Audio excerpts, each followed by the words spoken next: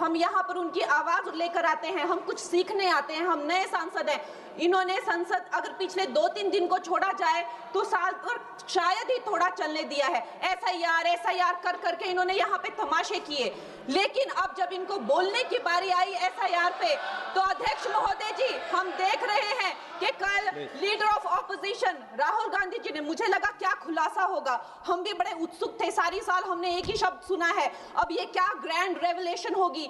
लेकिन राहुल गांधी जी जो leader of opposition है, उन्होंने कल जब कहा खादी है, खादी में धागे हैं, धागे में लोग हैं, लोगों के अंदर, उनको जब कहा गया कि आप पॉइंट की बात कीजिए, तो उन्होंने कहा कि मैं अपना फ्रेम कर रहा हूं, मैं अपना आर्गुमेंट फ्रेम कर रहा हूं। और इतनी देर बाद जब वो फ्रेम करके पहुंचे तो ले देकर वो वापस उसी अंतर्राष्ट्रीय मूल की महिला, अध्यक्ष जी, मैं एक महिला होने के नाते आपसे रिक्वेस्ट करना चाहती हूं कि every woman is entitled to her dignity. वो अंतर्राष्ट्रीय मूल की है, विदेशी महिला है, लेकिन उन्होंने कितनी बार आकर उन्होंने सोशल मीडिया पे कहा है कि मैं कभी भारत नहीं गई हूं, मेरा हरियाणा चुनाव से कुछ लेना देना नहीं है। लेकिन फिर भी ये लोगों ने बिना किसी ठोस सबूत के उनका यहाँ पे फोटो बना के उन्होंने उनको उछाला, यहाँ पे उनकी तस्वीर उछाली यहाँ पर और यहाँ पर प्लेक कार्ड यूज करना भी अलाउ नहीं है। इन्होंने फिर भी नियमों का उल्लंघन किया।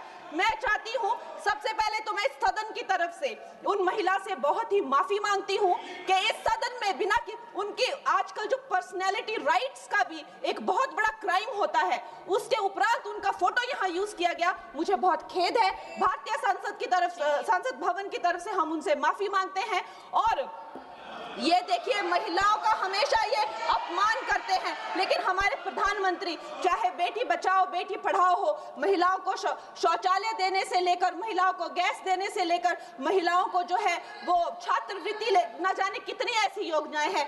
कांग्रेस वालों, शायद तुम लोग ये समझ नहीं पा रहे हो, ईवीएम्स हैक नहीं करते हैं प्रधानमंत्री लोगों के दिलों को हैक करते हैं। और ये लोग दुहाई देते हैं कि वो जो पुराने जमाने के दकियानूसी, वो जो चिट कागज पे लिखकर जो मतदान होता था वो सबसे अच्छा था। ये लोग भूल गए वो दिन, आप लोग भूल गए वो दिन।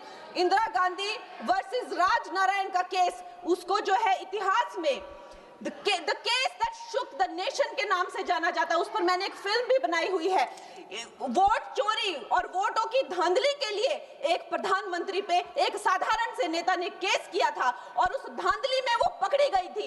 हर उनका जो आरोप है उसमें सच सिद्ध किया गया था और रातों रात उनको कुर्सी छोड़ने के लिए कहा गया था और रातों रात जो है उनको ये आदेश दिया गया था कि आगे इतने सालों तक आप कभी जो है वो चुनाव लड़ नहीं सकते। ये धांधलियां इन्होंने करी हुई हैं और ये जो है उस टाइम के बैलेट बॉक्सों को उठाकर ले जाते थे ये लोग और आज कहते हैं कि इनको ईवीएम्स जो है वो हैक हो जाते हैं। अध्यक्ष महोदय जी, मैं इनको याद दिलाना चाहती हूँ, प्रियंका गांधी जी कहती हैं कि छोड़ो पुरानी बातें, हम पुरानी बातें नहीं करेंगे, हम पुराने लोगों के बारे में नहीं बोलेंगे।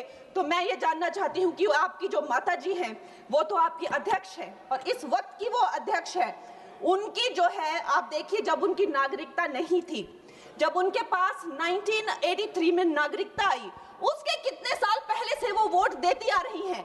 तो ये जो इनका जो परिवार है, एंटाइटलमेंट से जो ग्रस्त ये इनका परिवार है, ये प्रियंका गांधी जी को भी याद रखना चाहिए। चाहे आपका भूतकाल हो, चाहे आपका वर्तमान हो, आप सब लोग, चाहे ईवीएम हो या चाहे कागज पे लिखा हो, जब आप लोगों के चरित्र में जो है किसी तरह की मर्यादा नहीं है, आप लोगों ने कभी भी इस देश का, यहाँ की कानून व्यवस्था का, संविधान का कभी आप लोगों ने सम्मान नहीं किया हुआ है।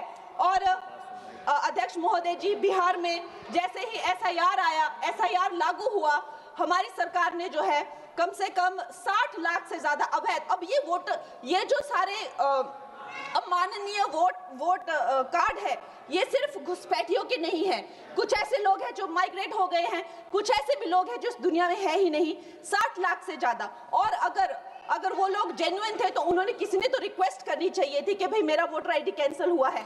उसके उपरांत जो है 21 नए वोटर आईडी जो है उन्होंने दिए हैं और इस तरह का एक माहौल बना बिहार में कि आज तक की सबसे ज्यादा वोटिंग जो है 67% वोटिंग हुई। नागरिकों में ये उत्साह जगा कि जो है इस तरह की जो क्लेंजिंग प्रोसेस है वो होना चाहिए। मैं एक देशभक्त होने के नाते अध्यक्ष महोदय जी मैं ये प्रपोज करना चाहती हूँ कि हमारे देश में जो है हमेशा महीने 2 महीने बाद हमारे जो शीर्ष नेतृत्व हो गए, सारे अधिकारी हो गए, हमारे जितने भी रिसोर्सेज हैं, हम लोग उनको हर महीने 2 महीने में इलेक्शंस में जो है पुश कर देते हैं। इससे हमारे देश का बहुत ही भारी नुकसान होता है।